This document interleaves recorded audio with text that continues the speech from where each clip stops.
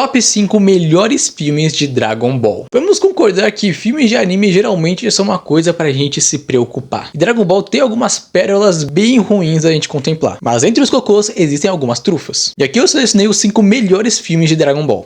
Em quinto lugar está Broly, o lendário Super Saiyajin. Esse filme foi lançado em 93 e acompanha mais ou menos ali o período da saga Cell, onde um misterioso Saiyajin chamado Paragas, que sobreviveu à destruição do planeta Vegeta, encontra o Vegeta e chama ele para acabar com a ameaça do lendário Super Saiyajin. O filme foi lançado em 93 e conseguiu introduzir um dos vilões mais icônicos da franquia de Dragon Ball. E olha que ele não fazia parte do cânone. Primeiro porque ele é um tipo inusitado de Super Saiyajin. Eu gosto dessa mitologia dele ser um tipo de guerreiro ainda mais raro do que o Super Saiyajin comum. Porque a aparência dele tem um design muito icônico, mas também porque ele é imparável. O filme inteiro ele enfia na porrada em todo mundo. E essas cenas de batalha contra o Broly são muito bem animadas, muito bem desenhadas. O traço do filme é muito bom. E o Broly ainda é um vilão muito sádico. Ele realmente sente prazer em humilhar todo mundo que tá ali, incluindo o próprio pai. Ele só não ganha mais pontos comigo porque a história de origem dele, do ódio dele contra o Goku, é muito ridícula. Também porque, fora isso, ele é um vilão bem vazio. O próprio filme tem muitas pontas soltas e aspectos que poderia ter desenvolvido muito melhor, como a descoberta de novos Saiyajins sobreviventes.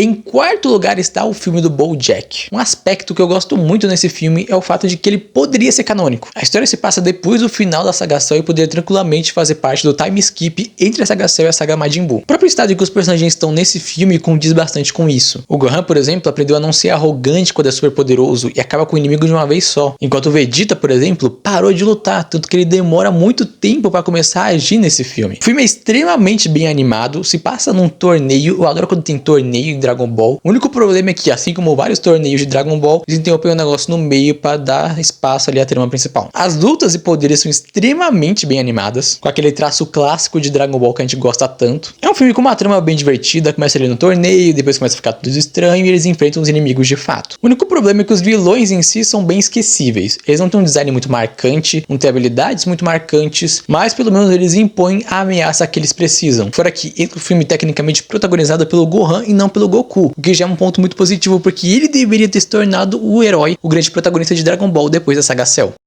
Em terceiro lugar está Dragon Ball Super Broly. A gente tá falando agora com o GOAT das animações de Dragon Ball. Meu pai do céu, que anime lindo que é esse filme. Cada momento uma obra de arte que a gente quer emoldurar como um papel de parede do celular, do computador ou até da parede de casa. As lutas são maravilhosas. Esse filme aqui tem as melhores lutas de Dragon Ball pra mim. A escala de poder vai aumentando, vai ficando absurda, mas desde o começo ela é super bem animada, bem escalada. As cenas de transformações são maravilhosas. E o melhor de tudo é que esse filme se preocupa com história. Afinal, a história desse filme é canônica com o anime. E não só redefine o personagem do Broly muito bem, trazendo muito mais camadas, mais personalidade pra ele, fazendo dele um personagem que a gente quer ver muito mais em Dragon Ball Super, como também tem o fato deles redefinirem a origem dos Saiyajins, a destruição do planeta Vegeta, pro cânone oficial do Super. Toda aquela introdução envolvendo o Bardock pra mim é excelente. O filme só não é melhor porque tem alguns absurdos, algumas conveniências, como o fato da fusão do Gogeta ser necessária, que eles não tentaram usar os brincos Potara dessa vez, mas são plenamente perdoáveis.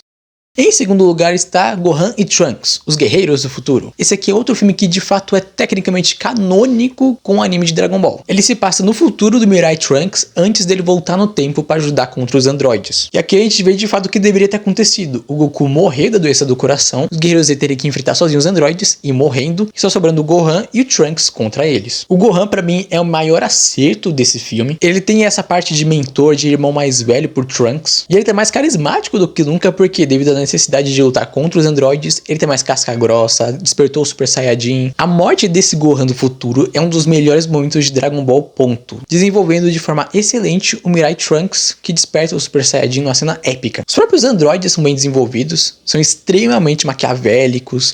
E em primeiro lugar, o melhor filme de Dragon Ball é o filme do Bardock. Para os fãs do Dragon Ball raiz, esse filme aqui é uma peça de ouro. Esse filme foi a única aparição do Bardock em toda a franquia até ele voltar a aparecer no Super. Mesmo assim, ele se tornou um personagem extremamente icônico e amado por muitos fãs. Os fãs, inclusive, consideravam sim esse filme oficial. A origem clássica do que aconteceu ao planeta Vegeta, dos Saiyajins, é aqui contada. O vilão é o Freeza e o medo em torno dele é extremamente palpável e bem construído. É só ver como lacaios de confiança como o Dodoria ficam extremamente cagados com a possibilidade do Freeza matar ele. E os Saiyajins aqui como raça são um grande ponto do filme, porque eles não são suavizados. Existe um certo senso de lealdade, pelo menos ali no núcleo do Bardock e dos amigos dele, mas no geral os Saiyajins são bem babacas. O próprio Bardock é babaca em muitos momentos, porém mesmo sendo um babacão, ele ainda é muito carismático. Aquela cena em que ele vê os companheiros mortos e o pano que ele usou para limpar o sangue começa a manchar e ele usa como bandana vermelha, pra mim é icônica.